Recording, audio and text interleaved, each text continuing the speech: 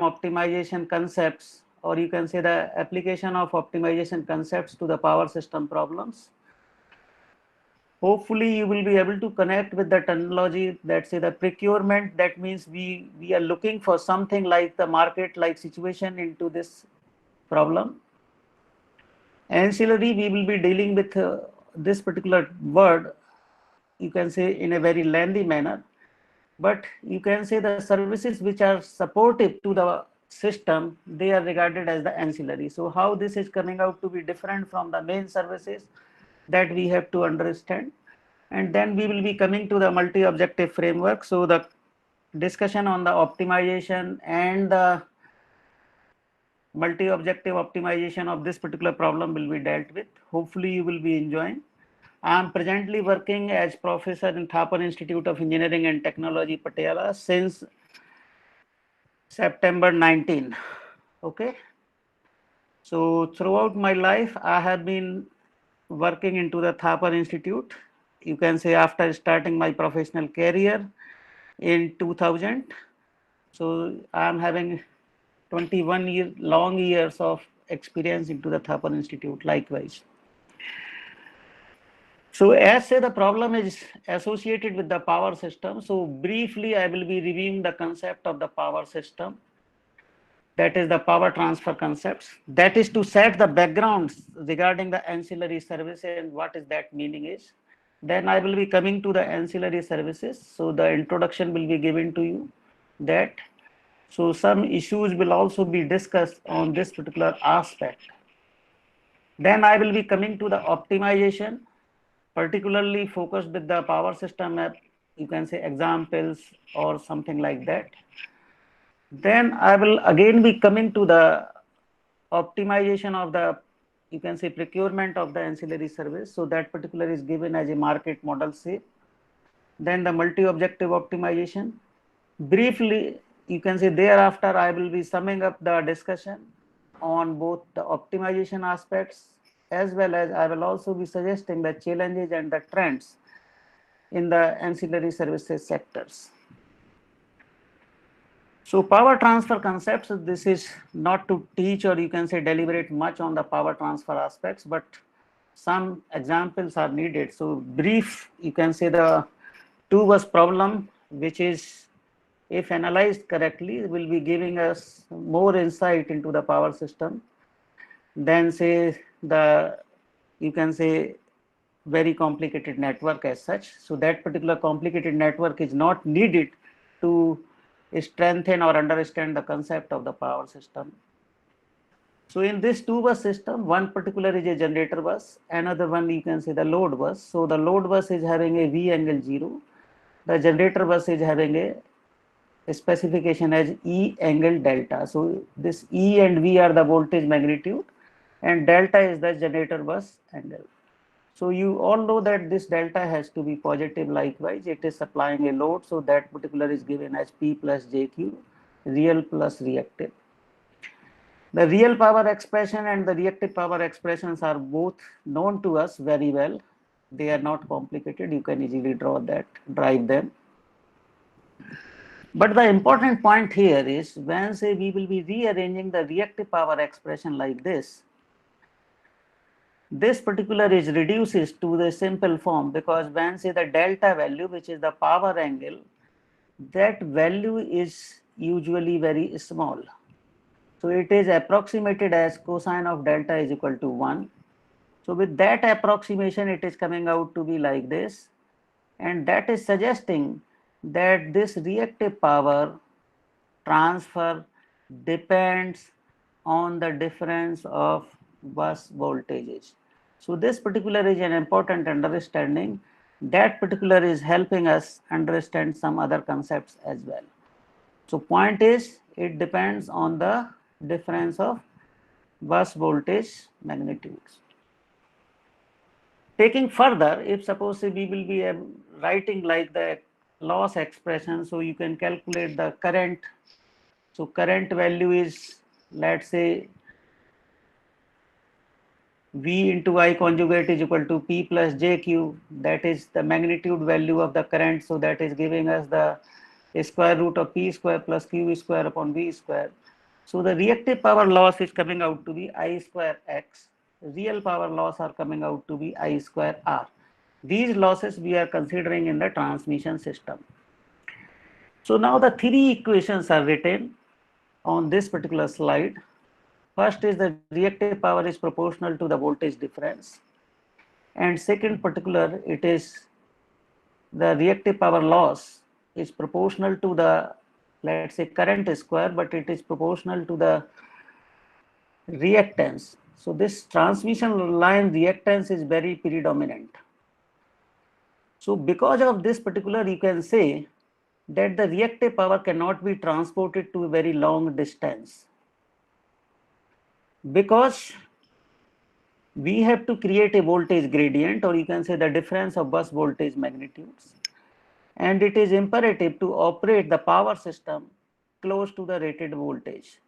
So that difference is not, you can say, cannot be afforded, cannot be allowed. So that means this particular is suggesting that when say the difference of the voltage is not allowed, that means only the small amount of reactive power can be allowed to flow. Second restriction is that the when say we will be supplying this load, the Q loss, which is the reactive power loss, even the real power loss in the transmission system are coming out to be more.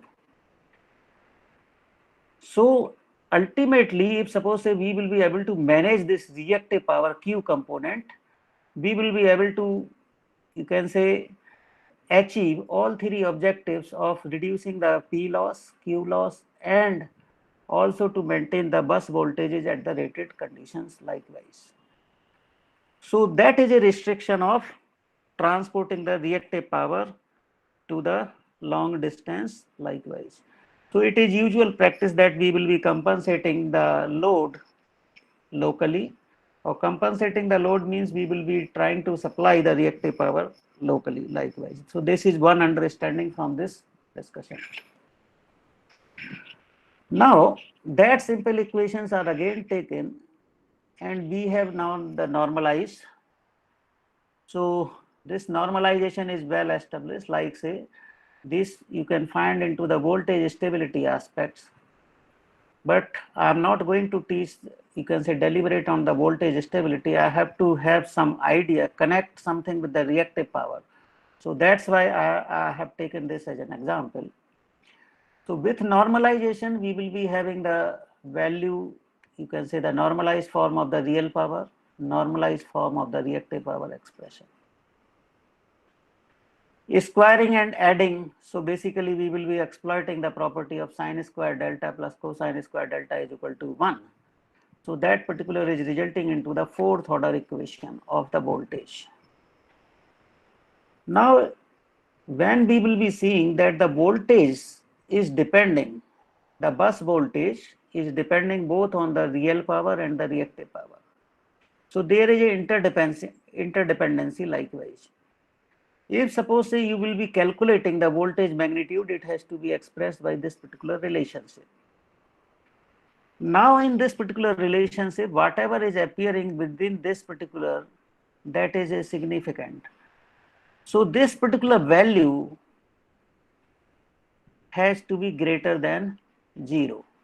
So that particular is also suggesting very interesting finding. So I will be coming to that particular point, that whatever has say inside this particular bracket 1 by 4 minus p square minus q, that is rearranged to the form like this. This has to be greater than equal to 0. Now if suppose say we will be simply analyzing the critical cases, what are, you can say, the fundamental. So let's say we are transporting only the real power. So Q value is made 0. It is a unity power factor load. So the Q component is 0. What it is suggesting, the value of P, that will be a special condition when the Q is equal to 0, that is 1 by 2. If suppose say we will be transporting the purely inductive load, so the P is taken 0, so the Q is coming out to be 1 by 4. Now you please correlate these two equations. So Q max, which is for the inductive load, is exactly half of the P max.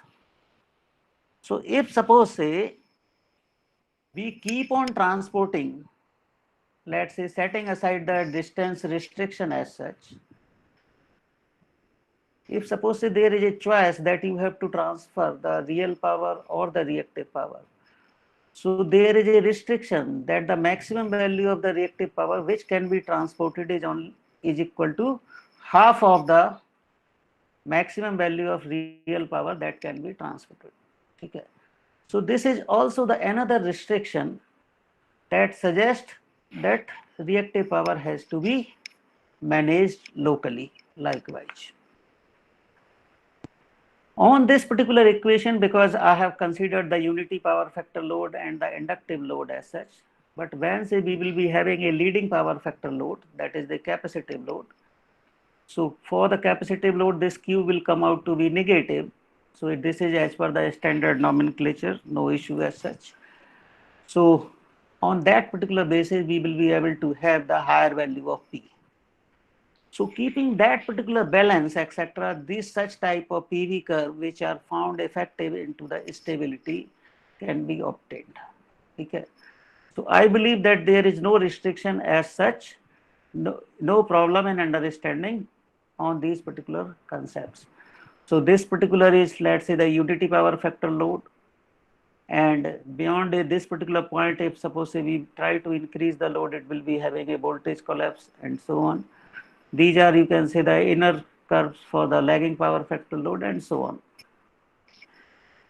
So the two takeaway from this particular point, that if suppose say we will be compensating this particular, the voltage profile can be improved. So that is a leading power factor load, let's say, or if we are putting the capacitor. Second particular, the reactive power has to be managed to the extent possible locally likewise. So these are, you can say, the simple understanding. Now this reactive power is basic fundamental to connect with the ancillary services, because we all know that the reactive power is important to maintain the bus voltage profile. Likewise, if suppose say it is having a sufficiency of the, you can say, reactive power, then we will be designating the system as the strong system. If suppose say the deficiency of the reactive power is there, then that will be a weak system.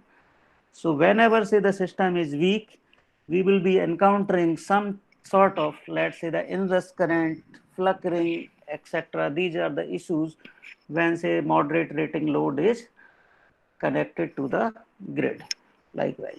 So first starting point is that reactive power is there to connect something with the services, ancillary services. Why I am saying?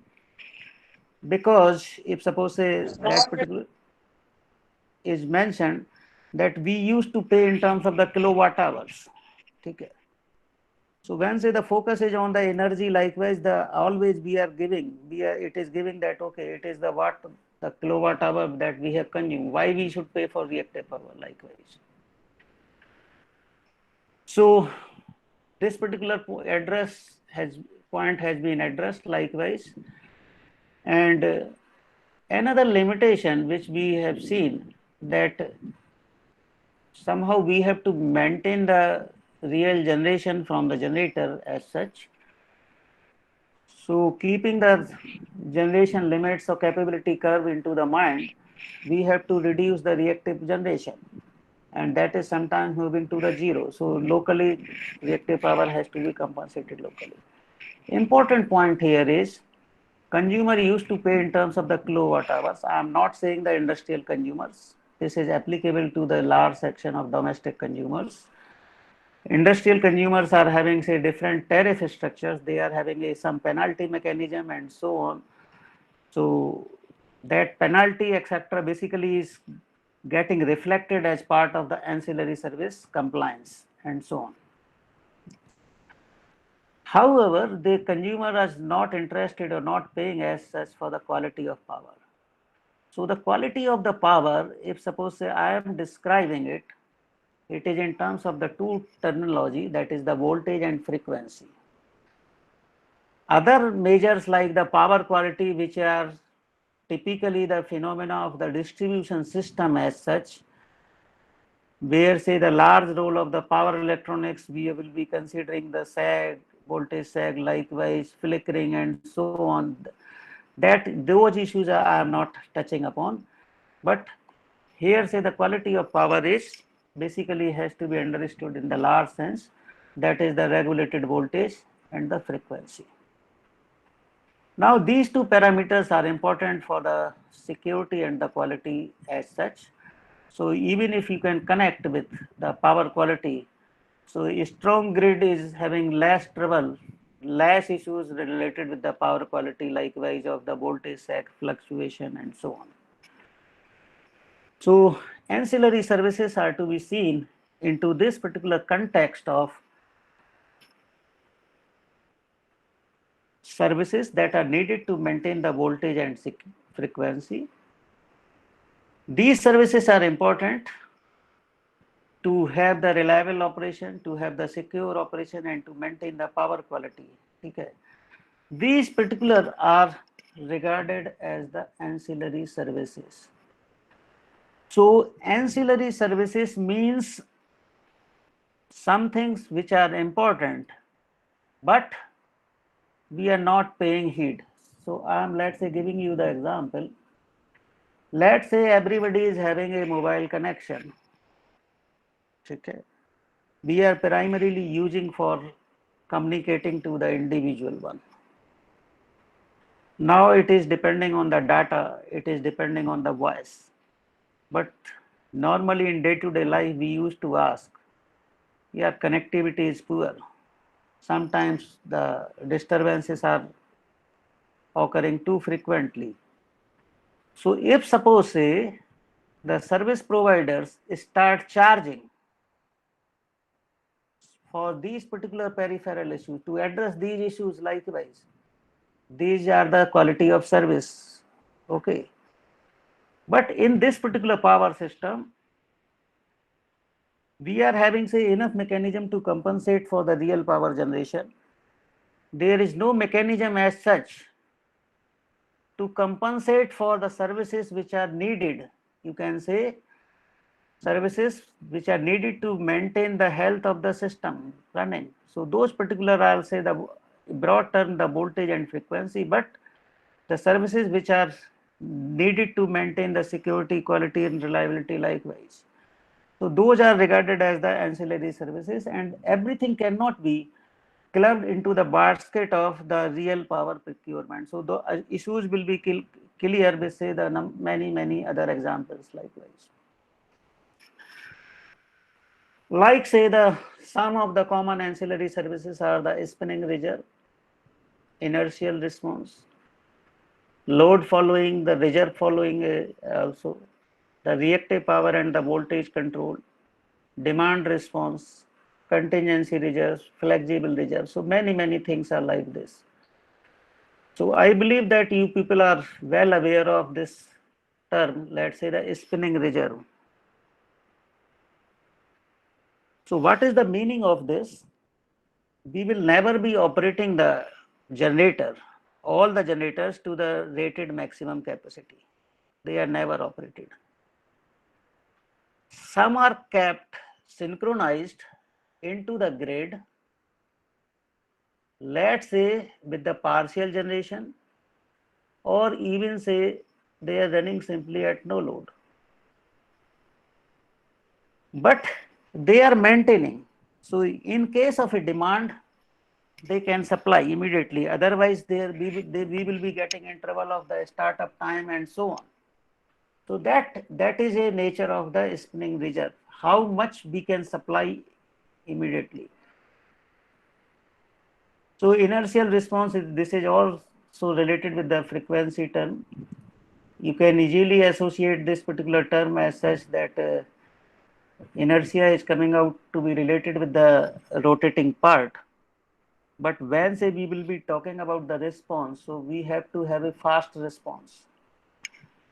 So in comparison to, let's say, the synchronous generator, I am saying the statecom that is having a fast response.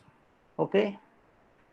If suppose say I am saying the battery, you can connect it, energy storage arrangement. So that is can also be part of the inertial response and so on. The load following, you can say term, typically if you are making an arrangement, a DG is connected in parallel with the load. So just to mismatch between the load demand and the supply from the grid, the generator is keeping that. So when say this particular has been connected, you can say additional responsibility has been given to a generator likewise. So it has to be compensated adequately. The reactive power and voltage control I have given enough discussion, but many other utilities can participate in this particular venturing, like say, even if I am giving the example of, let's say, the solar photovoltaic system, PV. So PV is fundamentally used for real power generation, but because of the market model, if suppose there is a demand, it can be operated like that. And it is having a feature that the response will be fast because no moving part and such. The demand response is a new term. Even I will be coming to this, that this has been added into our Indian ancillary services market as well. So some load are willing to participate into the market model as such, and they are willing to curtail their load when say there is a peak demand. So when say the willing customers are curtailing their load, they are also to be compensated likewise. So everything is basically to have a market model where say the number of participants are more, and that's why it is taken shape of a market model. Now, when say we will be integrating the renewable energy resources, like say you will be having the wind energy resources, solar photovoltaic, even say various other renewable nature resources are participating, like say the electric battery. I am saying the battery energy storage system, that is also under the category of RES. Even say the electric vehicle that can be participating, so they can also be there, the microgrid and so on. So when say the number of renewable energy resources are increasing, and also the capacity is increasing because there is a more and more incentive for the PV arrangement. Okay. So even in India, you can see the cost of this solar PV has reduced drastically from about 12 rupee, 13 rupee per unit few years back to now it is 2.4, 2.5 rupee per unit like that. But there are challenges. So those challenges are uncertainty and the variability that particular is there. When say this uncertainty and the variability is there, so the operational challenges are there. We need a adequate forecasting model and so on. So that particular we will also be touching. There are say the stability issues because most of this RES are fundamentally, you can say, supplying the real power. So the reactive power management is also coming out when say there will be a surplus of the real power. You can say that the frequency is going to increase.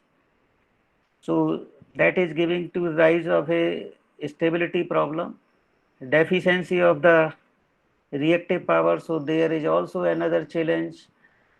Because of the intermittent nature, there are say some power quality issues that is bound to come up. And it is needless to mention that the power quality issues are more when say we are having a power electronics interface. So in these renewable energy resources, the viability or grid integration is always through the power electronic interface. It is a separate aspect that the power electronics is also providing the solutions in terms of the active filters and so on likewise. So that is also there. but we have to concentrate on this ancillary service market as such. The real-time market operations and so on. So you can still see that the energy exchange is working in, that is operational in India, and we are having say 24-hour, you can say, schedule, which is basically rationalized. So it is there. Day ahead market model, market clearing model is existing here, but that can be strengthened further likewise. So most of these particular renewable resources are of location specific, sometimes weather dependent. Even say the partial shading, if resulted, the solar output will be significantly lower and so on. Now another term which is important, that is purely of the power system. These units are treated as a non-dispatchable unit. So if suppose say we will be discarding the battery out of this discussion, the ramp up capacity is not possible. Okay. Sudden demand cannot be met by the wind or by the solar as such. So that's why they are treated as a non-dispatchable, whereas let's say the hydro unit typically is the dispatchable unit. If suppose say we will be considering little maneuvering, then thermal generation, although the base load, but that particular capacity can also be managed as such. So these are, you can say, the issues of the large integration of the renewable systems, and some of the terminology which has been discussed already. So what are the approaches which are followed, or you can say that are viable for this ancillary service markets? That there has to be sufficient operating reserves. So that operating reserves are basically, you can associate with the spinning reserve as such. Okay. So these spinning reserves or operating reserves are coming into picture when say there is a fluctuation. So you can say it has to maintain the balance between the supply and demand as such. We have to have advanced forecasting tool. So like say the wind integration, that particular is working on the forecasted model. Solar power, that is also working on the forecasting arrangement.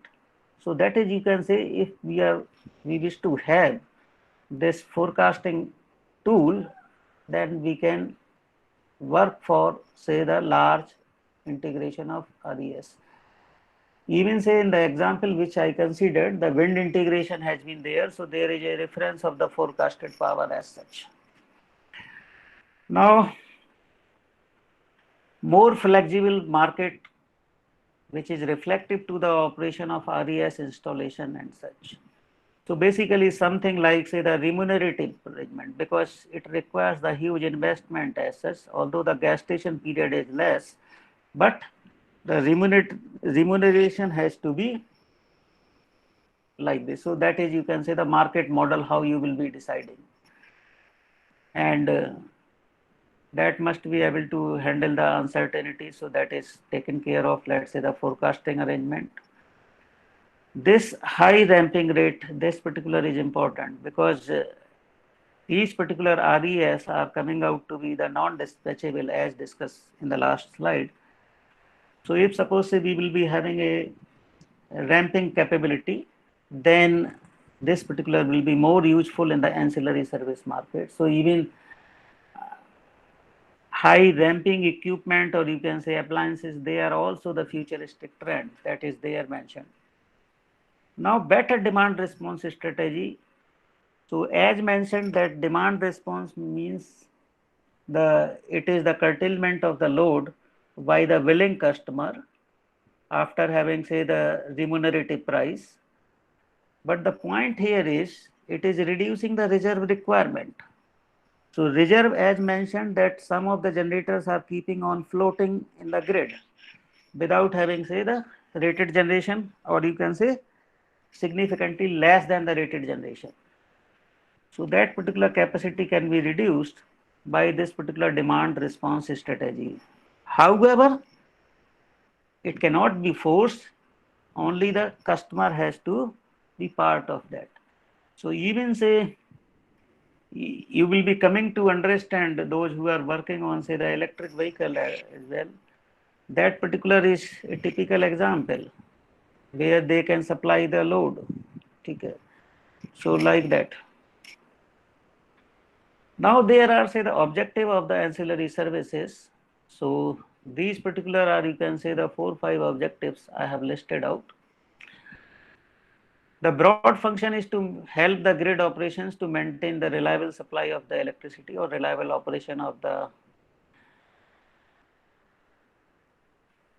electric system. So this reliable word itself includes both the you can say quality of supply, availability and so on. So that particular is maintained through the adequate power flow and direction of the electricity, because the reverse power flow is creating a huge trouble. So that's why this particular is there. So this is the network service responsibility and so on. Maintain address imbalance between the supply and demand. So that's why we have talked about the demand response, operating reserves and so on, inertial response, the few terms like. Help the system recover from the power system outages. So power system outage, that particular is one thing. If we are saying the outage of one transformer, that particular is there. Outage of a transmission line, that particular is there. But the blackout is a typical situation. That particular is getting resulted, you can say, after the cascaded failure of various components. And the revival of that blackout system is taking, you can say, hours or days. So on that particular aspect, we have to have a mechanism, a standby, that irrespective to the cost, we will be having a power. Okay. So when such type of scenario is there, the power provider will be charging, and there will be a broad economics, huge economics involved. So we will be calculating the loss because of this blackout and what has to be paid and so on. So certainly it cannot supplement the whole of the grid, but the critical loads can be supplied likewise. This particular the variability and uncertainty has to be managed. And last, remunerative mechanism for participants. That particular is basically the market model. Okay. You will be coming to know that how this particular is coming out to be important under the deregulated system, deregulated environment. So this particular, you can say, I have given the background of the ancillary services, which I wish to discuss further. I have taken the example of power system concepts purely of the reactive power, so which we can associate many of the things as a starting point with the ancillary services. Not all ancillary services can be associated with the reactive power, but it was a good starting point. So those concepts have been revised. Now coming to the optimization in power system. So this is, I will be starting with very fundamental and so. So optimization is a process to find the optimal solution of a problem. We all know that in a simplicity, the optimization has to have an objective function. There has to be a set of unknown or the decision variables whose values are to be obtained, and a set of constraints. So this is, you can say, defining the optimization problem. When say it is having only one objective, so that particular is giving us a nomenclature of the single objective optimization. When more than one objectives are participating, they are of conflicting nature, then that particular will be the multi-objective optimization. Now it is needless to mention that the optimization can be of minimization nature or maximization nature. So we can transfer the problem from maximization to the minimization likewise. no issue as such. These are the fundamental definition of the optimization. So mathematically, whatever has been given into the statement form, so this is a set of decision variable. This is a single objective, so only one objective function. It is subjected to the equality and inequality constraints. So these are the equality constraints. This is the inequality constraint. So as a representative, all are been represented with the less than equal to, likewise 0. If suppose say the objectives are not, you can say constraints are not into this particular form, they can easily be transformed into this particular form as such, while making use of the slack or surplus variable as we discuss into the optimization. Now these particular decision variables are subjected to the lower and the upper limit, so that particular it is like this. Now the question here is, these are the fundamental problem. Let's say the economic load dispatch that we heard. Then we have come to some sort of hydrothermal scheduling, unit commitment, and so on. Then the optimal power flow. So optimal power flow is the large category, large group of the problems which encompass every problem, you can say. So whether it is of a cost minimization, whether it is a loss minimization, any objective can be clubbed into the category of optimal power flow. But as a fundamental, we started the power flow, you can say discussion in the power system with the load flow. But load flow is not recognized, is not classified, not categorized as a problem of optimization. Okay. Where after the load flow, you will be working for the economic load dispatch, that is an optimization problem. OPF is also iteratively calling the load flow, that is the optimization, but not the load flow. Because in the load flow, the objective is missing. You are not seeing anything that you have to minimize this or maximize that. Only thing that you are working, you are looking, you are finding interested in the steady state solution. Okay, the cost is not considered, other objectives are not participating.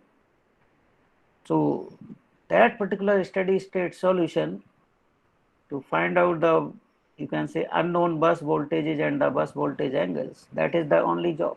So that's why that is not a optimization problem fundamentally. But when say we started with the economic load dispatch, OPF, we have given the nomenclature of various methods, and the fundamental one is the gradient method. So that particular gradient method is important, and that has been used extensively for not only in power system but at many and many places. Okay. Even if suppose you are looking for the machine learning concepts, the fundamental is the gradient method. It is a separate aspect that it has been modified and so on. So we will be having, say, the faster convergence and other issues like that.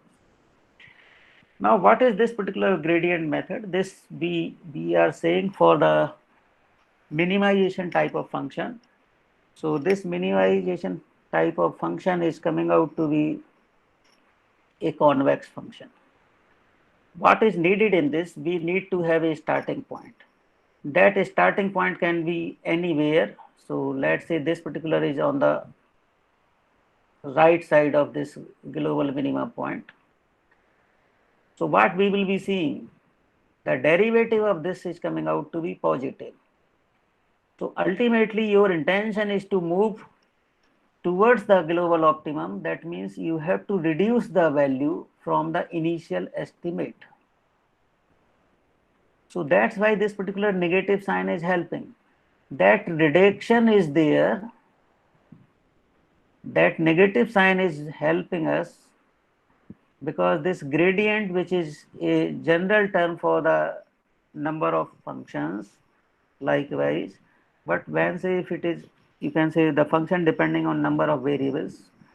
But if it is a single variable problem, then that is a slope. So here say the slope is positive, we have to move towards the left. So this left is, this particular operation is ensured by this negative sign. If suppose say our starting or initial estimate is on the this particular side, left side, extreme left, then for the optimal or convergence we have to move towards the right. So here say that particular right movement is possible, or you can say increase the value of x, because the slope in this particular is coming out to be negative. So this is a standard way to sum up. Only thing is which is participating, that is the alpha. So that is the learning rate, somewhere it is the step size, and we will be keeping on repeating it. Ultimately, when we will be having a solution such that that particular is the minimum in comparison to the other value of the decision variables. So with this single variable problem, we can get the enough idea how the optimization is to work. So we have to have a initial starting point. That is one thing. And then it is working in say the iterative manner. Now let's come to the economic load dispatch example. So we will be able to connect it, and that particular is giving us a larger problem. Okay. So the decision variable is to find out the value of unknown power generations with the objective to minimize the cost. So this is a cost function. It is a polynomial, let's say second order, third order, and so on. I'm not going into the complexity of the issue. Fundamentally, it is having a load balance equation. So what is this load balance equation is suggesting? That the load plus losses has to be equal to the, exactly equal to the generation, sum of the generation. Now, how this particular has been handled in our, you can say, textbook, UG level textbook, which are fundamental for any other, you can say, methods. So we have used a Lagrange multiplier, and making use of this, let's say the cost function and the equality constraints, we have come up with an augmented cost function. Okay. So what we will be seeing in this translation, that the constraint optimization, which happens to be previously, because this particular is a constraint, this was the objective, has been translated into the unconstrained optimization or unconstrained optimization problem formulation. Now next stop, next process is on the similar line. So we will be calculating the gradient. Let's say this particular is the gradient vector. Del L is basically is the gradient vector. Then we will be calculating the Hessian matrix and so on. But the first is that the constraint optimization problem is translated into the unconstrained formulation.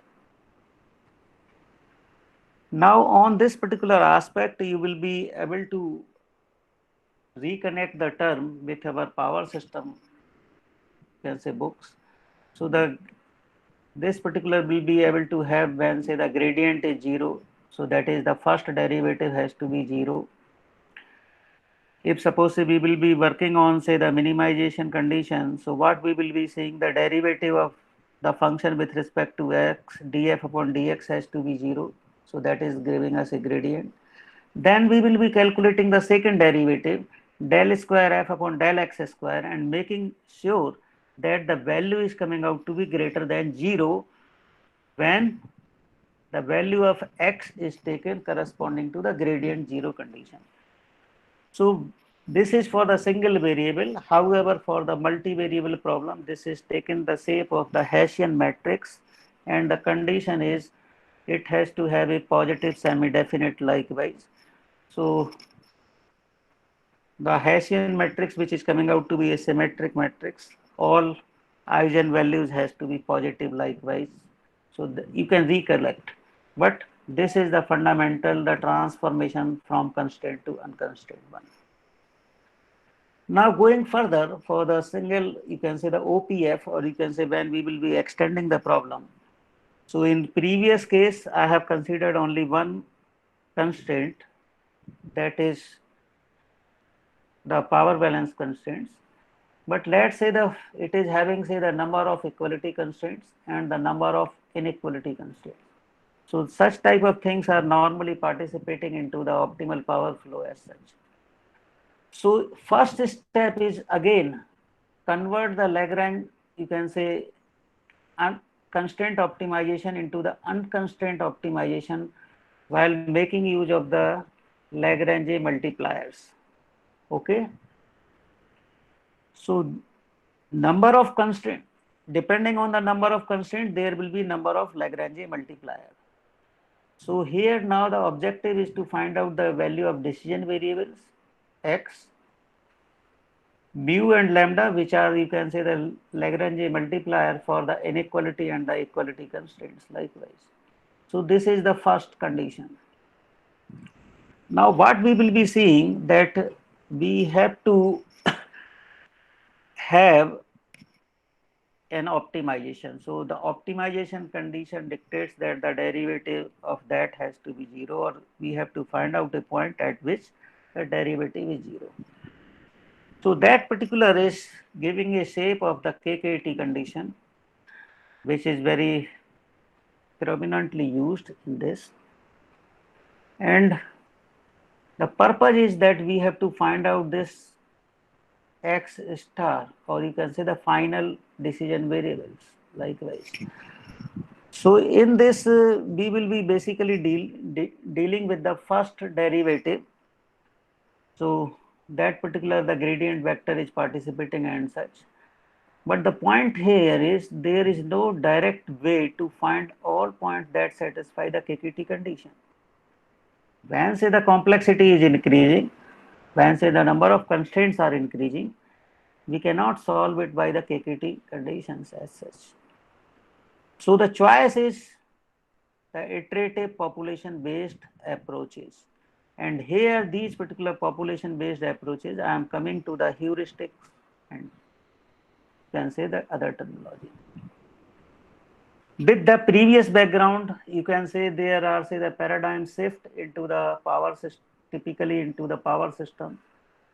So that is you can say the suggesting the region to opt for the population based methods. So you can say the linear to the non-linear problem, multimodal. So you can say it is having a number of local minima, maximum points. Constraints are increasing. It is not possible always to translate that into the unconstrained problem. Okay. Non-differentiable because the variables, or you can say the objective formulation is not continuous as such. We will be dealing with the discrete and the integer values, mostly like say the discrete values are transformer tap settings. That is a discrete nature. Okay. If suppose say we are having a duty cycle control, so that is also having a limitation. We cannot have infinite. So some time gap, etc. that is also to be provided. A stochastic model and so on. So these particular paradigm shift we will be visualizing, and that's are you can say suggesting that it is more appropriate to make use of the population based methods instead of the classical Lagrange based method likewise. So here say that shift is more important into the deregulated market. We will be having say the more and more inclusion of the FACTS and the HVDC system, which are providing the discrete arrangement. Thermal and stability limits are to be incorporated. Interruptions, reliability, intermittent operations, renewable resource integration, ancillary services, etc. Likewise, so many things are there. Now this is a supplementary slide suggesting you can say the value of importance of that alpha learning rate. So this particular is, you can say, the pure convex curve. So starting point are anywhere, whether it is on the left or the right side, we will be somehow achieving to this particular global. However, when say the step size is large, learning rate is very large, we will be continuously oscillating, and it is not possible to have a convergence in a definite, or you can say, desired time. Likewise, it will be taking likewise, and if suppose it is not controlled, it will never converge. The gradient based method is also not, you can say, getting well with the system, or you can say the multi-model problem, which is having a number of local minima. Likewise, if suppose it is getting trapped here, so it will suggest this particular is a minimum point, where say the actual global minimum is this much. If suppose say it is getting stuck here, it will suggest this. So likewise, how to come out from this local minima is not integral to the gradient based method, and say. Now the gradient is working on, say, the slope. Likewise, you can say the starting point is somewhere like this. So here the slope is 0. It will never be changing. So it will always be sticking to the same starting point. So those are, you can say, the problem of the gradient based method, and we can go for the population based method. So other than this, you can say, as a summary, if we will be describing that the direct techniques are not always possible. So that is the crux of the discussion, and that's why we will be going for the population based method. Okay. If suppose it is not possible, means if suppose you are making a comparison between a time, memory and other resources, likewise, so that particular is there. Now what are, say, the advantages of the population based method? They are basically derived in comparison to the disadvantages of the classical methods. So they can handle the multi-model, so that is, you can say, the system having the number of local minima or maxima. This is an adaptive approach. If suppose say previously we have fixed the learning rate, it will continue to work like that, but that is not the case here. It is making its own decision. It is solving by the experience. So those who are having, say, some that elitism we will be talking about, and say these heuristic methods. So it is trying to improve upon the solution with the successive iterations. So that is, refinement is taking place. Now it is able to make a large variety of the complex problem, having, say, the discrete variable discontinuities and so on. Okay. Now the advantage is that it is working, instead of single solution, it is working with the multiple solutions in parallel. So the exploration, etc., will be much faster. And the scope of parallelization. So this is not to be understood with the parallel processing as we say in computers, but here, say, the objective evaluation we are talking about. Ultimately, when say we will be implementing it, it is on the computer likewise. So there is no conflict. You can evaluate two objectives separately and then combine likewise. So there is no end of these particular population based algorithms. So every time, you can say every week, new method is being coined into the various texts, and it is not possible, okay, to discuss those salient points. But some of the common methods are, let's say, the GA, PSO, TLBO, teachers learning based arrangement, artificial immune system, Gray wolf, gravitational search, even say electric field theory, swarm intelligence, many things, entropy based methods, they are coming. So I have classified them into as a generate and test method. So I will be coming to discuss on this aspect also, what is the meaning of generate and test. So they are basically some commonality between these methods, and there are say some differences as well. So that has to be highlighted, that has to be understood. Once that similarity and the difference are understood, we can apply one or the other method as needed. Likewise, so these heuristic methods, I will be saying, improve the efficiency of search process because they are working with the parallel solutions. Okay. So there is no systematic approach. However, there is no completeness, and on this particular, I am saying that they do not guarantee the optimal solution. So they are regarded as a weak optimization technique. However, the beauty of the implementation is that they are general in nature, and if you can say the beauty of the implementation is how close we are getting the result close to our optimal one. Okay. So when it is a question of having a benchmarking, then certainly the benchmarking is always done with the classical methods. Okay. So if suppose say we are getting very close to the global optimal solution decided by the classical method of, let's say, the gradient based method that we discussed, then you can say it is a good implementation of the heuristic. However, the heuristics are general, they can be applied to the large section of the problems without basically altering the structure. So now I will be coming to the generate and test method. So what is the meaning of this? We will be generating the solutions. Okay. Then we will be testing the solutions. So some sort of effectiveness is to be evaluated. Whether that is a cost function, objective function value, likewise. It is separate aspect that we will be making use of a fitness function also in that GA, but first the solutions are to be evaluated.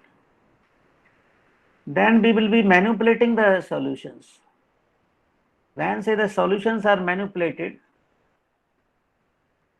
that means it is giving rise to the new solutions. So ultimately this is also a generation of a new solution. This particular process is getting repeated. So that is, you can say, a simple term, what is happening inside, irrespective to the algorithm. They are all working with the initial set of randomly generated populations, let's say. Okay. So that is giving a more, you can say, cluster, that is the generate and test methods. And certainly they can be applied for the single objective and multi-objective. And multi-objective, there can be a Pareto-based method, non-Pareto-based method, etc. That I will also be coming up. But the simple steps are like this: generate, test, manipulate, retain, and test the convergence. Now this is a broad structure of the GA, so everybody is known. So just I'm not going to initialize the population. Then we will be evaluating the solutions. So objective function, then the fitness function. Depending on the fitness function, we will be creating a mating pool. So that is a reproduction. So here say we can make use of the survival of fittest. Tournament selection is the best in comparison to other mechanism like say Rowlett wheel selection as such, or the rank selection.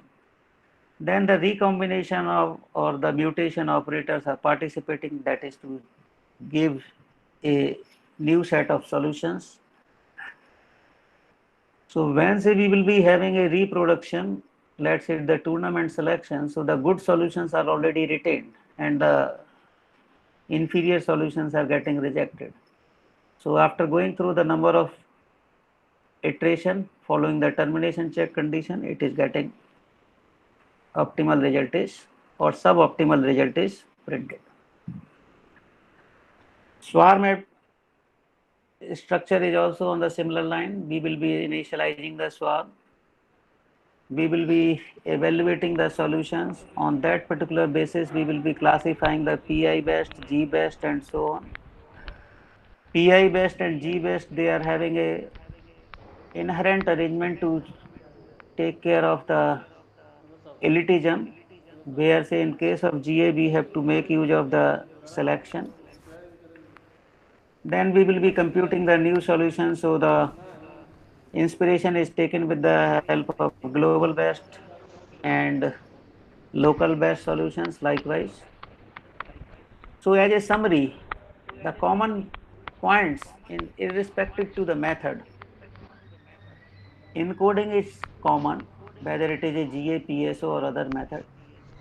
So that can be the binary, real value, integer, tree structured, even say many other formulations are possible.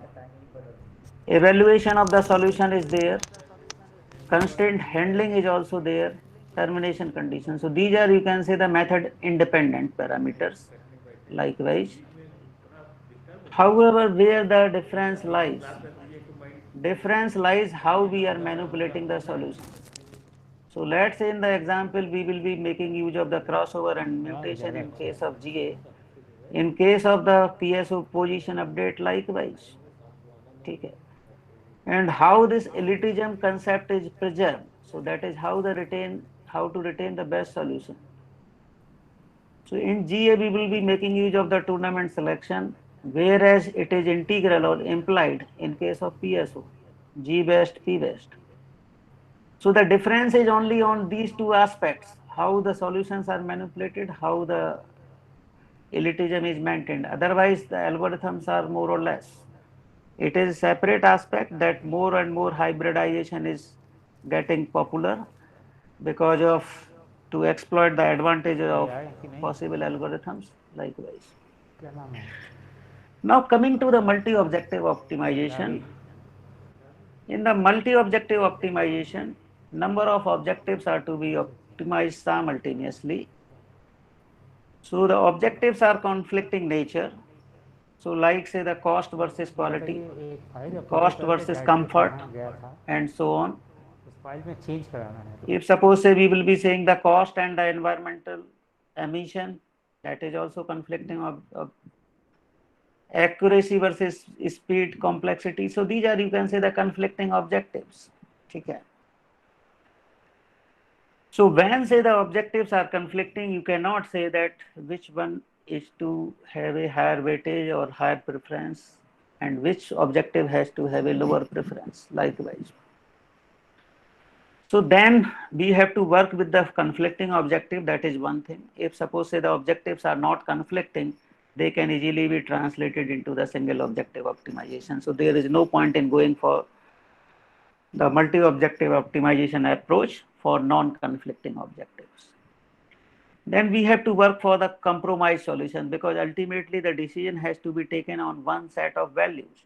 So how this compromise is obtained as such.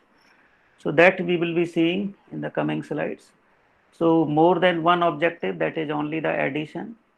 So although say it is having say the number of objective, but for the illustration purpose, we will be having only two objective problems.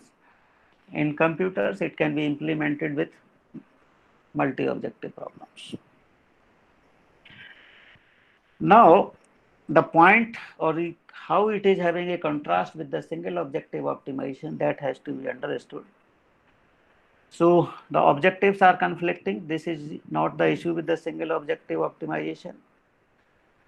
Instead of one solution, it is giving a set of solutions. So that those solutions are regarded as a Pareto optimal sets. I will be coming to that. Now, instead of one objective space, it is having two spaces of interest. So that particular is also to be understood like that.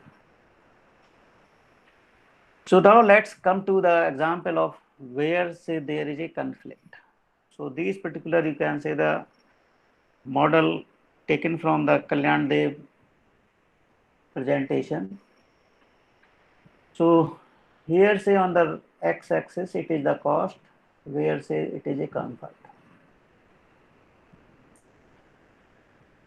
So as long as you will be going for a costly vehicle,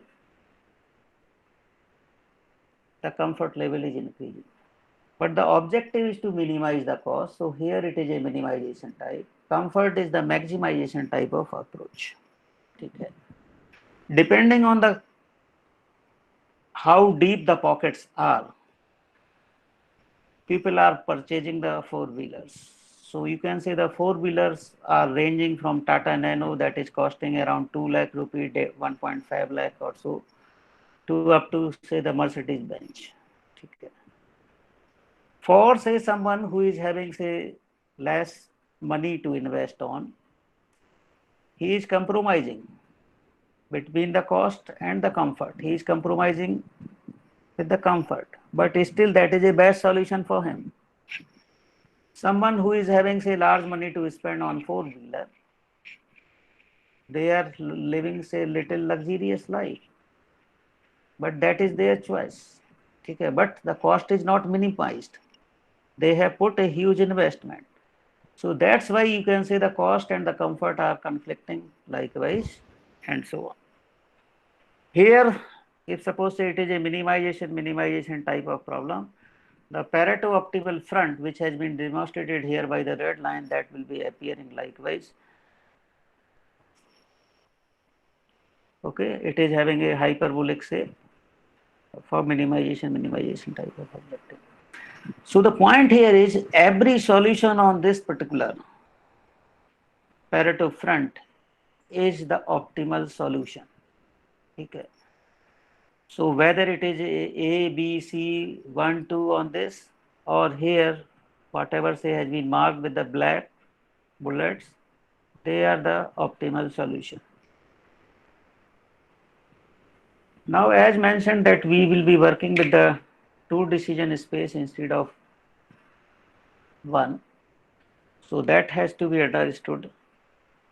So one particular is a decision, you can say the space created by the decision variable. So x1, x2, x3 likewise. Another is the objective space. So let's say we will be optimizing the two objectives simultaneously, f1 and f2. So that is a objective space likewise. That's how it has to be shown. Whereas in case of single objective optimization, only one particular illustration is sufficient. So you can mark this term, and where you will be having a convex type of arrangement. So this is, let's say, the single objective optimization. This is the two objective optimization. Now, as mentioned, I have used the nomenclature of the Pareto optimal front, Pareto front at more than one occasion. So there are say some methods which are the non-Pareto based methods. I am not using those particular non-Pareto based methods for implementation, but it is good to have a background. Then coming to the Pareto based methods. So some of these methods has been implemented by our research scholars as such. So the weighted sum method, the objectives are there. So depending on the number of objectives, you have formed a single objective while having a weighted arrangement. So the W1 F1 plus W2 F2 likewise you have kept on. So for the n number of objective, it is giving a shape of this summation function of Wi Fi. Now it is always better to deal with the single objective optimization in comparison to the multi-objective optimization. So from that viewpoint, it looks simplified. Okay.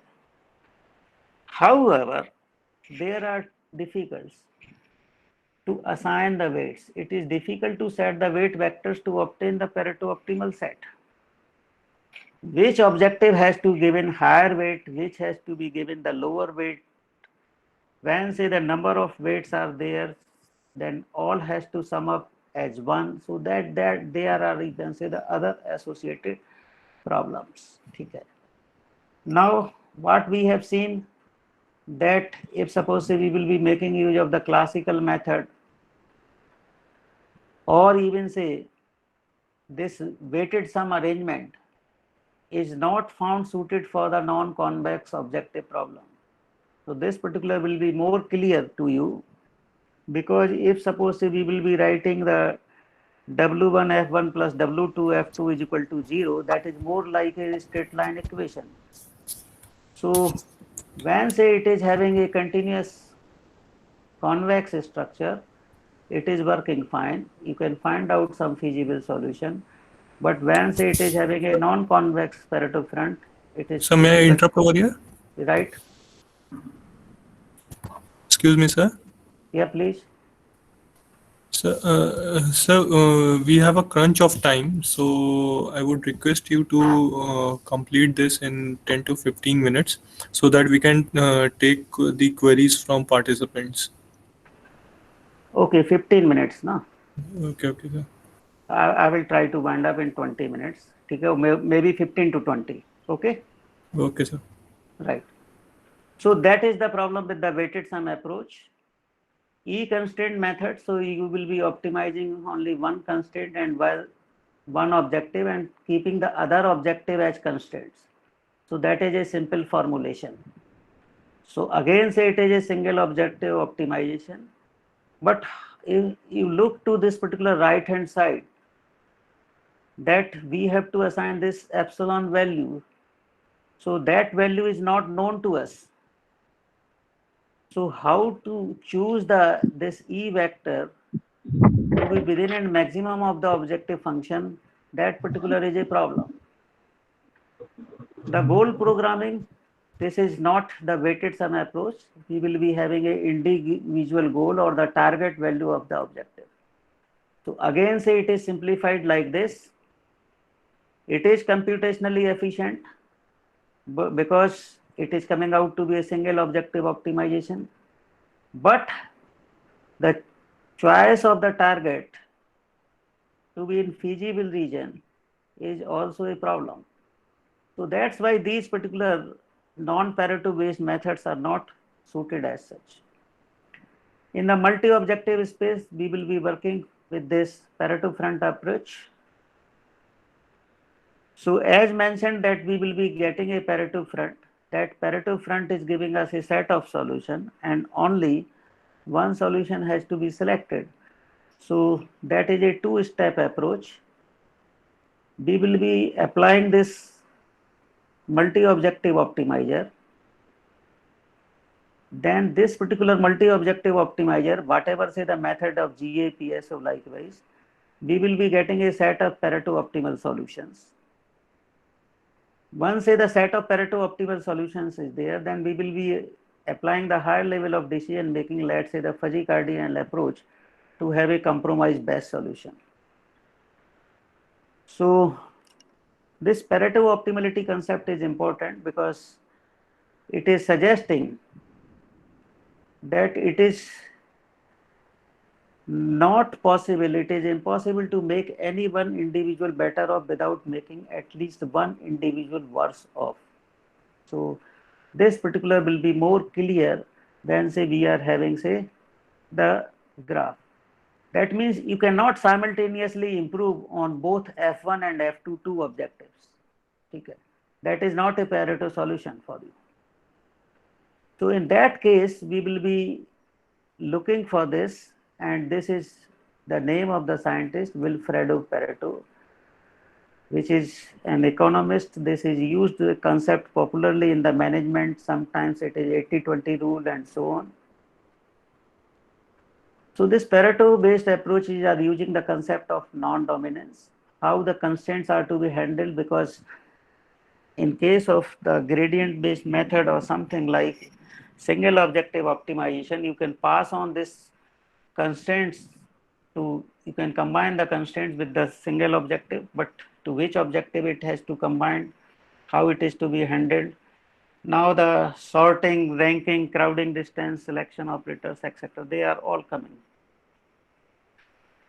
So here say this particular, the concept of domination has to be understood first. Here say the 2 points. If suppose say x1 dominates x2, how you can say x1 is no worse than x2 in all objective, that is possible. X1 is strictly better than x2 in at least one objective. So when say x1 dominates x2, you can say x1 is non-dominated by x2. That is how you can say.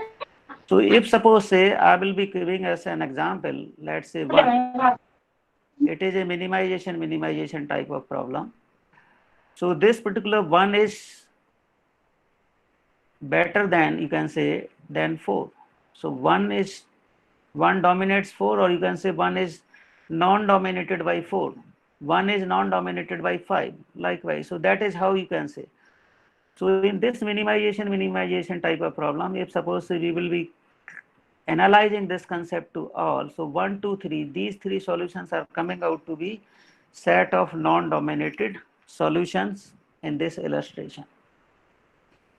So these are, you can say, the Pareto fronts for various combination of min max, max, and max min objective type of nature. So, but the point here is they are always at the boundary of the feasible region. So that particular is important.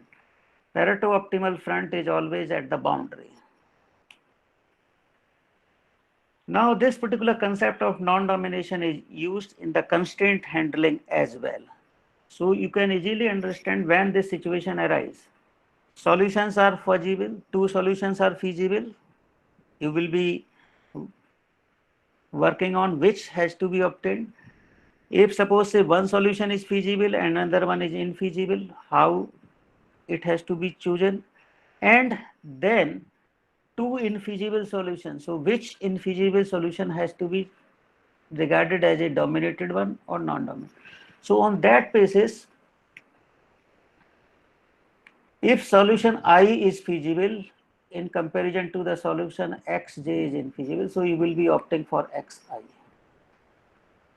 If xi and xj both are infeasible, however, the constraint violation of xi is smaller, then you will be opting for xi. When say both xi and xj are feasible, so you will be going for the criteria which has been described previously. So this particular is making a typical general arrangement where we can apply the concept of non-domination for both objective and the constraint space. Now here it is a sorting likewise, so it is typically for the NSGA2 where we have used the ranking concepts. So these are, you can say, the solution space. So this is how the rankable solution has been first identified. So this is the set of non-dominated solutions while we have compared the all solutions. These particular solutions are marked as F1. Then we will be working with the reduced set. So we will be working for the F2, F3 and likewise. So in that way the ranking is provided and so on. Now here it is a concept of the crowding distance and which elitism likewise. So when you have ranked the solution as per the level of dominance, now let's say we are working with the n number of population with the crossover mutation and whatever say the arrangement, n number of another set is generated. So in the selection we have to retain only the n and discard the remaining n. So which n has to be selected? So we will be working likewise. So this is totally filling. This is the second one is totally filling. Now this is a overlap. So among this, which has to be considered? You cannot fill all solution because that is exceeding the size of the population set. So among this, which is on the rank 3, let's say, you will be opting for the less crowded solution to participate in the next round, to be participating, or you can say getting copied into the mating pool. So in this, the less crowded solutions are copied, and less crowded solutions means the crowding distance are coming out to be large. So that is to have a uniform, or you can say widely distributed, uniformly distributed Pareto optimal front. These are, you can say, the algorithm steps. I am not going to do these algorithm steps because they have already been explained to you likewise. So this particular point is important because when say we will be having the 2n solution, how the n solutions are retained and so on. Previous was the terminology of the GA. This is the terminology of the PSO. So here we will be simply modifying the two things. Let's say the G best is a best solution. That is indicative of only one thing, one solution. So instead of that, I will be taking this G best as a vector, set of non-dominated solutions. Similarly, the P best, which happens to be only the individual best, one solution in single objective optimization, it is now the set of non-dominated solutions. So if suppose say those two solutions are coming out to be non-dominated, we will be retaining both. And every solution which is in the respective you can say respective sets, whether it is a G best or P best, they all are having a equal likelihood to participate in the next round or for the population generation likewise. So that is how you can say we will be working. So this is, you can say, the multi-objective optimization using the PSO that has been implemented. Last, the compromise-based solution. So it is, you can say, the fuzzy cardinal decision making that has been suggested. So basically, you will be ultimately coming out with the weighted arrangement. Okay. So corresponding to that, you will be calculating the membership and this beta value. So the whatever say the solution which is having the maximum beta, that particular is giving you the best compromise solution. Now I will again be coming to the ancillary service issues and market model. So as mentioned previously that the customers are willing to pay only in the kilowatt hours, not concerned much about the power quality. These issues are needed for the reliability, security and the quality. So that is giving the rise to the ancillary services. How market is coming out to be there. So operating reserve, basically that what we will be dealing with. So OR is the essential service, even that has been suggested to you to maintain the frequency and so on. So this procurement, etc., that is also a proficient market model we have to have. Energy and the spinning reserve market clearing, these are the two terms which are to be understood. So that it will be helping us in dealing with the sequential and simultaneous clearing of the market. Now these particular, you can say, the broad classification of the ancillary services into the category. So the frequency controlled ancillary services, depending on the response time, they are designated as the primary, secondary and tertiary. So primary is having the fast response. It has to come immediately into the operation. Likewise, the secondary is little late, but they have to sustain for about 15 to 30 minutes and so on. If suppose the secondary services are failing, then the tertiary frequency control mechanism is taking part likewise. Network control ancillary services. So these are, you can say, the voltage controlled ancillary services and the power flow. So these are, you can say, most important part. Then we will be having, say, the spinning reserve ancillary services. So these are, you can say, the classification and the illustration. Issues with the renewable energy resources has already been highlighted previously. Most importantly, here it is having, say, the variability and volatility. So we will be having, say, the forecasting arrangement. Now the need of the market model has to be understood that previously in the unbundled structure, the ancillary services are part of the electric supply. So basically every utility is taking care of this. So there was not a separate focus to deal with. But when say we have unbundled the system, deregulated arrangement, with the intention to have efficacy and the economic viability, more and more private utilities are participating. So there is a inherent competitions likewise in the service sector, whether it is a cost of real power, cost of service sector, of reactive power or other utilities. So the competition is there to encourage lowering the cost of these services as well. So that is how you can say giving a shape of the market model, and everything is to be taken care of by the system operator, like say the who is managing the transmission system, because the real power, reactive power, everything has to be evacuated this transmission line, which is the nervous system. Even if suppose you are looking for the telephone sector, the bandwidth etc. is regulated by the government. So that is a typical analogy of the deregulated structure. Now this particular procurement has already been discussed, likewise not much in this. If suppose something, the SO is coordinating among the load center generating units and the service providers, like for procurement and so on. Now there are say the three mechanisms which are remunerative prices, regulated price, common clearing price, pay as bids. These aspects depends on the bilateral or competitive bidding.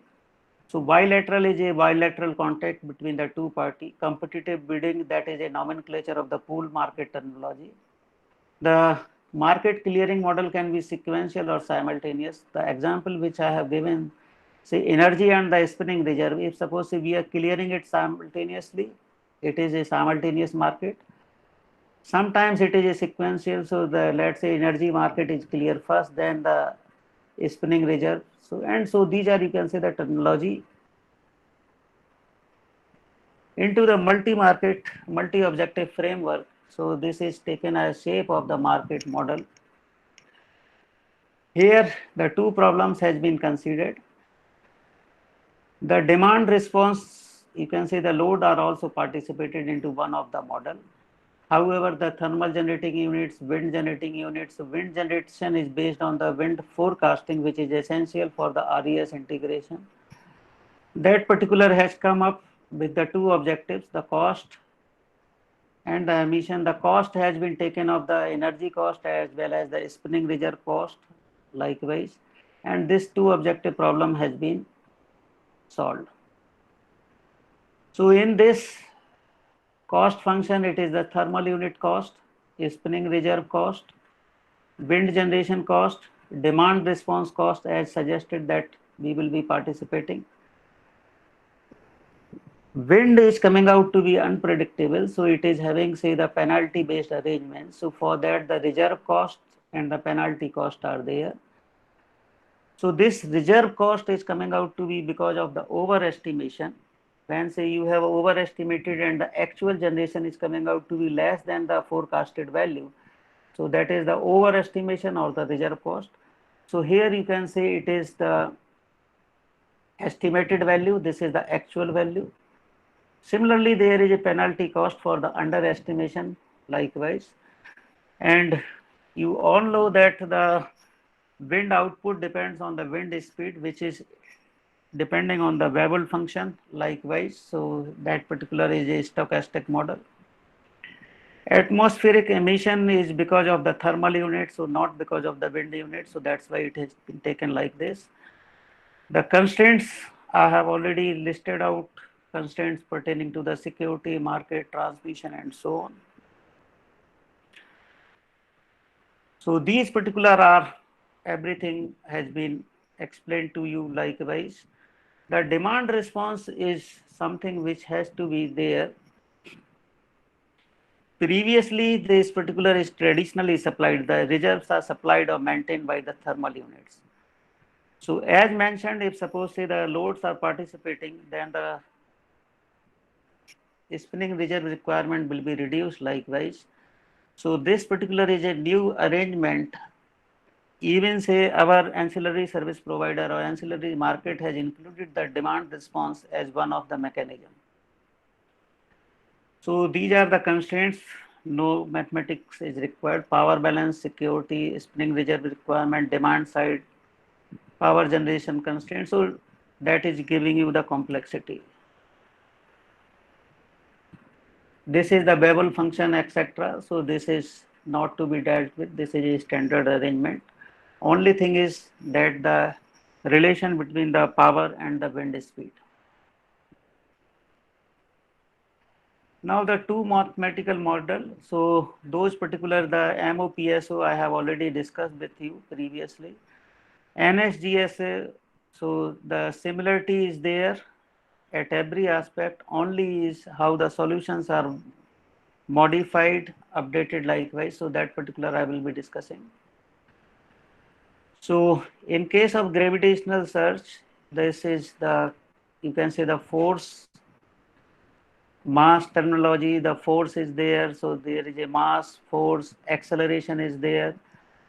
At that particular, the solutions are getting updated likewise. So it is having a updation in the velocity and then the final value, position value, likewise or solution value. Thereafter, it is making use of the non-dominated sorting, crowding distance comparison, and so on. And after that, we will be making use of the Pareto front. After Pareto front, the compromise solution is calculated, that is by the compromise based arrangement. Okay. So these are, you can say, the test example, and where say wind uncertainty has been counted likewise. Okay. So that particular is in the first procurement of this spinning reserve by the thermal unit. Second one is procurement of the spinning reserve by the thermal unit, as well as matching by the demand response, which has been discussed. Okay. So these are, you can say, some of the characteristics and so on. So every time it is having a Pareto optimal front, and there is a comparison and so on. So this is based for the 30 bus system, 300 bus system, 118 bus system, and likewise. This particular, you can say, the part of the doctoral work done by Akansha. She is still doing and about to submit the thesis work and so on. This has seen the publication in the IIT GTD. Now I am concluding, so some points to remember for the heuristic approaches. Encoding is problem structure dependent. Operators are algorithm dependent, like the crossover, mutation, selection, and so on. And the efficiency is the coding dependent. So here say the beauty is coming out to be the efficiency, because the method is not dictating that it will be efficient always for all problems. Even say there is, like say, the no free lunch theorem. So none of the algorithm can work well for all type of problems. And if you are applying all algorithm for all problems, they are coming out to be, you can say, having say the equal probability of convergence for one, equal probability for not convergence for other likewise. Heuristic or the generating test methods are effective. They are weak optimization. They are supposed to give the result close to the optimal, but that result will be obtained when say they are applied correctly. Limitations are like non-exact method. Efficiency and convergence depends on the choice of formulation. Operators likewise. They are difficult to implement in the dynamic environment. Let's say if it is a real-time situation. I have gone through one implementation on the MPPT aspect, but fundamentally these methods are not suited for the dynamic environment likewise. Not a well-defined criteria to come out from the local minima as such. Sometimes they also get stuck. So these are all, you can say. The no free lunch theorem I have already discussed likewise. Now recent trends in the ancillary service sectors. So ramping product, that particular is how fast you can respond for the change. So even say the ramping product there, say the uptime, downtime, likewise on that basis they will be providing the compensation, remunerative prices. So this ramping you can also associate with the fast response arrangement. Now you have not heard something like that, that the wind turbines can also provide the inertia response arrangement, but that is also coming. Yeah, because in addition to the power electronic interface, yeah, in power electronic interface is there, so they can have this particular capability, not no moving part as such on that, you can say the grid integration aspect. Solar PV is also being exploited for the voltage support, otherwise it is for only for the real power. So here say the inverter has to be used likewise, or you can say the inverter has to be, you can say programmed, or you can say control scheme has to be implemented where it will be working for the voltage support likewise. Most of the distributed energy resources like battery, electric vehicle, they are also coming out. Microgrids are participating into this ancillary service markets. So this is, you can say, the broad illustration of integration of technology, and whatever say we will be making use of the term like say the smart arrangement, smart grid, even say the data analytic techniques, everything will be participating into the futuristic energy market, both actual as well as the ancillary services. So these are, you can say, the illustration of enabling technology. You can find the whatever say we will be hearing today, like say the electric battery, electric vehicle, fast charging infrastructure, Internet of Things, blockchain, etc. That is the enabling technology for the ancillary services that is giving rise to the market models, business model, and so on. However, there are say the challenges for the system operation. So this is a Indian scenario where they have included these two things, the energy storage and the demand response, into the ancillary services market as a statutory arrangement. So there are some limits likewise. With this, I am going to thank, and I am opening up for the questions. Thank you, sir. Now the platform is open for the audience So shall I? for the queries. Yeah. Yes. If you have any queries, you can ask.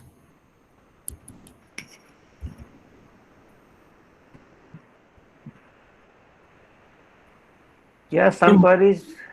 Some multi-objective based optimization can be used for this price forecasting of electricity when we have a numerous number of sources connected, like solar, wind, or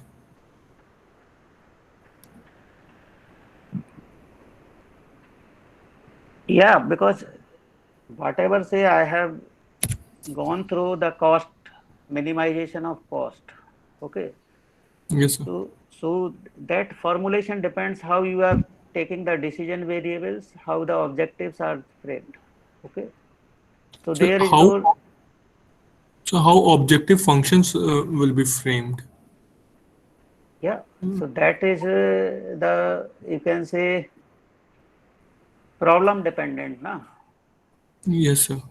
Yes. So if suppose say I wish to give you the example, let's say one example. In the forecasting, what we will be doing, we will be having a historical data, and on that particular historical data, we will be making some estimate of our algorithm, let's say the curve fitting, if I am saying, and you are giving the input and finding out the futuristic value. Is it correct or not? Yes, sir. Yes, sir. We have to give some input to it, and we have to estimate. Like say.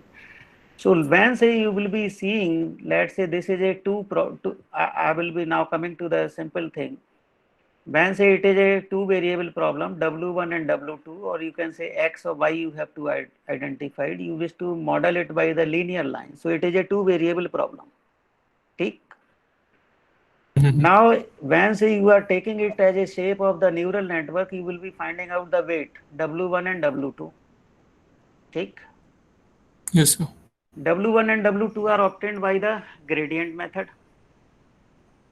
ठीक है? Mm-hmm. Because ultimately when say the neural network, it is a at the back end it is finding out these particular weights.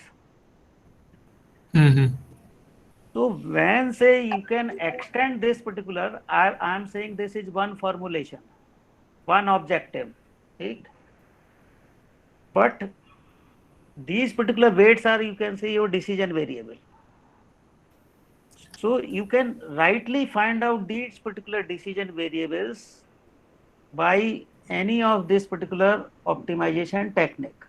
It is having no relation. Even say these particular weights have been identified by the genetic algorithm, you can find the paper.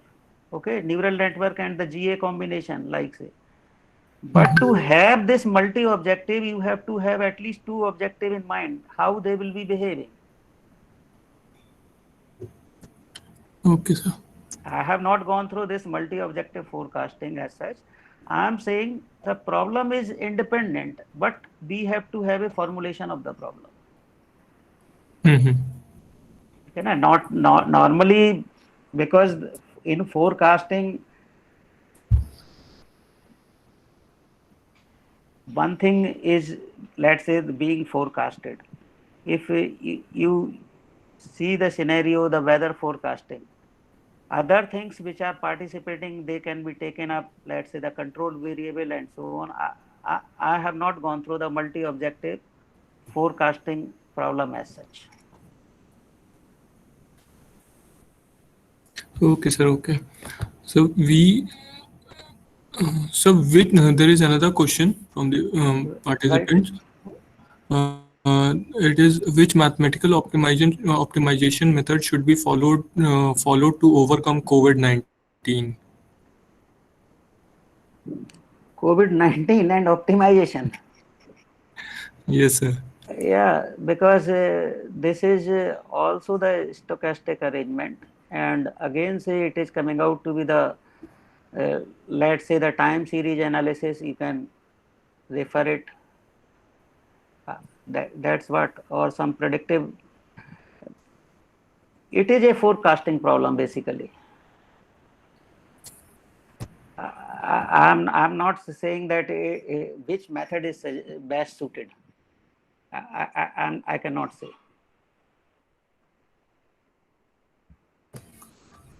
Otherwise, if suppose say you simply see if everybody has foreseen the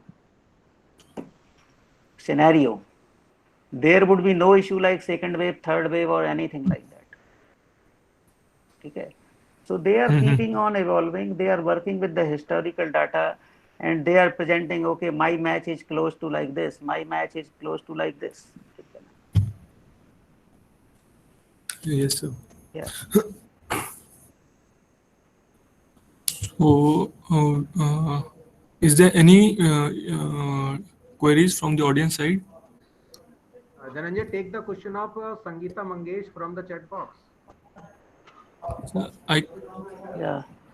sir, actually, I got disconnected in between, so I can't find that question. I'm sorry to say that. Actually, the question is that how is the number of epochs decided when to stop even if local minima is not reached? Okay. How the epochs are decided even if there is no minima. When to stop even if local minima is not reached? Local minima or global minima? And Sangeeta ma'am, if you are there, you please unmute yourself and you can interact with the sir. Then it will have a clarity of the question.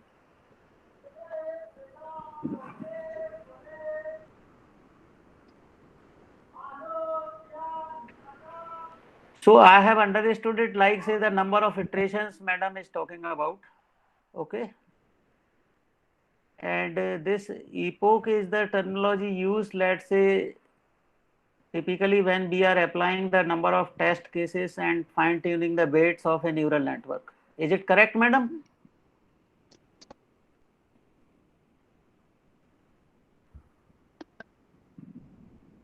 Hello. Sir, we are seeing whether ma'am is there or not in. Yes, sir, ma'am is there. She says okay.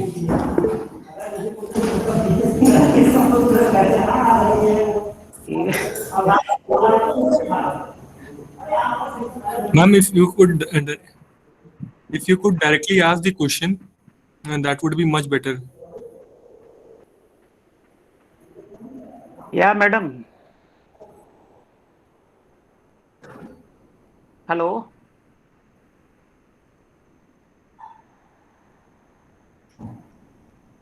There is some technical issue from the end of ma'am. Okay, I cannot help.